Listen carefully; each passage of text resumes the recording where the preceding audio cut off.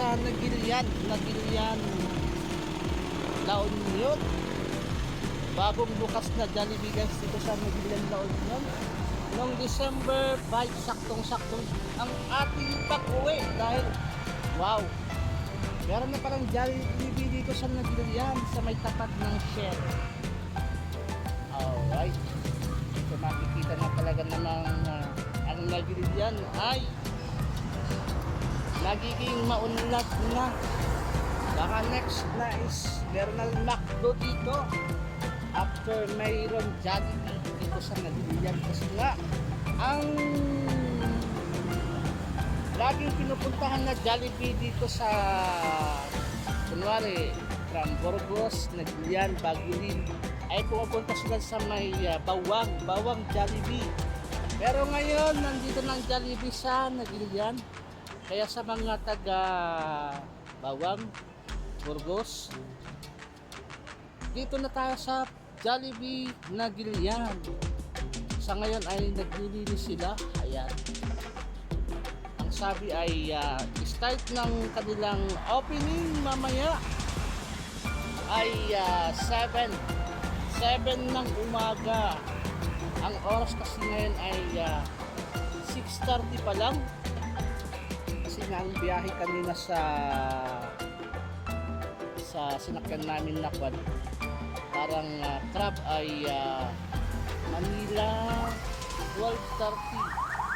So mabilis yung quad nung sinakyan namin kanina, mga 6 hours dire-diretso, walang traffic kasi gabi kami nakarating sa airport kanina, diretso na pa uwi.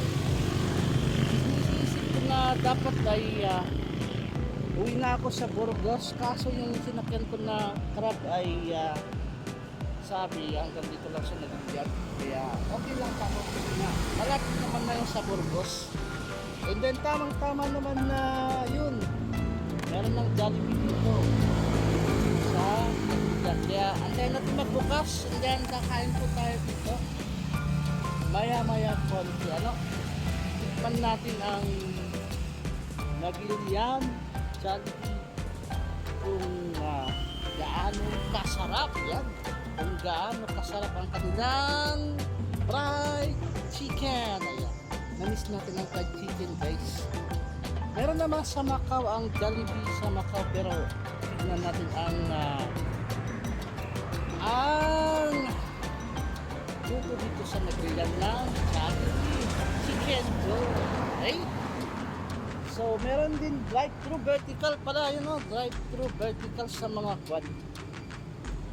Hindi na kailangan mag-dine in. Ayan, take out. Yan, may drive-thru. So pakita natin, meron siyang toast stone. Ayan, tabi lang ng kalsada, Jollibee Nagilian.